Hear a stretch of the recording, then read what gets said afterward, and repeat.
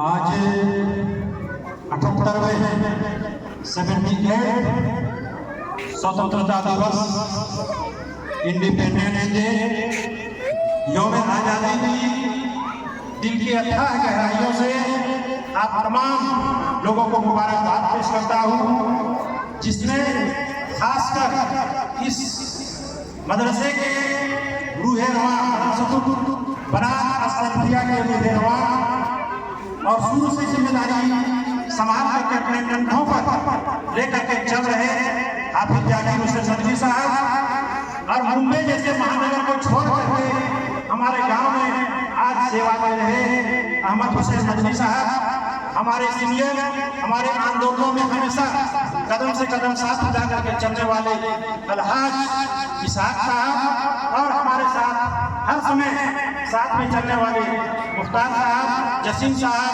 मंसूर साहब, महफूज साहब और तमाम यहाँ पर उपस्थित नौजवान और बहुत दिनों बाद फिर से इस जगह पर मुलाकात हुई मास्टर फारूक साहब और तमाम नौजवान साथियों, प्यारे प्यारे बेटियों, आप लोगों को पहले ही लोगों ने बता दिया कि आज हम आज़ादी का जश्न मना रहे हैं और ये 78वां आज़ादी का जश्न हमारा है। हमारा देश, हमारा प्यारा भारत 15 अगस्त 1947 को अंग्रेजों के चंगुल से आजाद हुआ और ये आज़ादी हमें यूं ही नहीं मिली, बल्कि हमारे पूर्वजों ने, हमारे सीनियर सदियों ने अपनी जान की बेशुमार कुर्बानियां दी हैं, तब जाकर 1947 में हमारा देश आजाद हुआ। 1857 से आजादी की लगातार लड़ाई चली। 90 साल तक हम अपने पूर्वजों की जान की कुर्बानियों को याद करते रहेंगे, देखते रहेंगे। अगर इतिहास की किताबें आप पढ़ेंगे तो देखेंगे उसमें खास करके सुभाष चंद्र बोस, भगत सिंह, अशफाकुल्लाह खान और न जाने लाखों लोगों ने अपनी जान की कम उम्र में ही कुर्बानियां दी। किसी को गोली मार दिया गया, किसी को फांसी पर चढ़ा दिया गया और तब जाकर के हमें हमारे देश को आजादी मिली है। आपको सिर्फ दो बातें बता करके, काफी गर्मी है, धूप है, मैं अपनी बातों को खत्म करूं। आप इस तिरंगे को जो आज आन बान शान से पूरे देश के खित्ते में लहरा रहा है, इस तिरंगे का रंग को आप देखिए।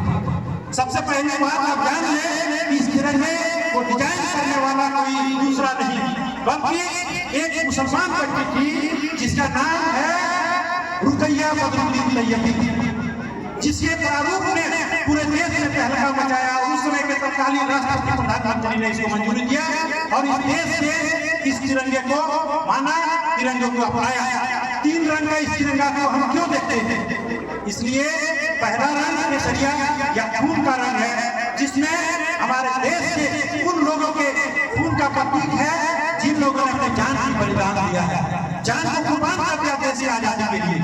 और दूसरे नंबर पर पीठ में आप देखेंगे सफेद रंग है, शांति का प्रतीक है कि आजादी हमें तब मिली जब हमने खून बहाया और अब इस देश में शांति है, इसीलिए सफेद रंग में दिया गया। उसके बाद देश के सरकार ने तय किया कि अब हमें इस देश के लिए क्या सोचना है। तो आप देखेंगे, किताबों में पढ़ेंगे कि हमारा देश, हमारा भारत एक कृषि प्रधान देश है, यानी हरित प्रदेश है, हरा प्रदेश है। इसीलिए नीचे का रंग हम लोगों के लिए, हम तमाम लोगों के लिए हरा चुना गया और ये 3 रंग के झंडे का इतिहास है। अब मैं एक बात और बताऊं कि इस मदरसे को कायम करने का जो मुख्य उद्देश्य है, ऐसे तो पूरे जिले में बहुत सारे मदरसे हैं, लेकिन चिनाई में बेटियों का मदरसा को कायम किया गया ताकि हमारी बेटियां पढ़े लिखे, आगे बढ़े और तरक्की करे, अपने जिले का नाम रोशन करे, अपने माँ बाप का नाम रोशन करे, अपने राज्य और देश का नाम रोशन करे। आज हमारी बेटियां किसी भी तरह से कहीं भी कम नहीं है। बेटियों, आप सबको पढ़ना है। अब अभी मैंने बताया कि इस झंडे का प्रारूप भी किसी बेटी ने ही नहीं दिया। आज देश के सर्वोच्च कुर्सी पर एक बेटी बैठी हुई है, द्रौपदी मुर्मू। तो जब कोई बेटी उस कुर्सी पर जा सकती है जो देश का सबसे सर्वोच्च कुर्सी है, तो हमारी बेटियां भी पढ़ लिख करके शिक्षित होकर उस जगह पर जा सकती है। इसीलिए अपने पढ़ाई से कभी भी समझौता न करें, बेहतरीन अंदाज में पढ़ें, अपने गार्जियन का नाम रोशन करें। जिस नीयत के साथ आप तमाम लोगों को इस मदरसे ने दिया है और यहाँ का इस वक्त का जो गार्जियन है वो आपके आलिम है और आलिमा है। आपके उस्ताद और उस्तादनी है, इसलिए आप तमाम लोगों को अपने गार्जियन इन्हीं लोगों को मानना है, मेहनत से पढ़ना है, अपना नाम रोशन करना है, देश का भी नाम रोशन करना है। इन्हीं चंद शब्दों के साथ अपनी बातों को समाप्त करता हूँ। जय हिंद।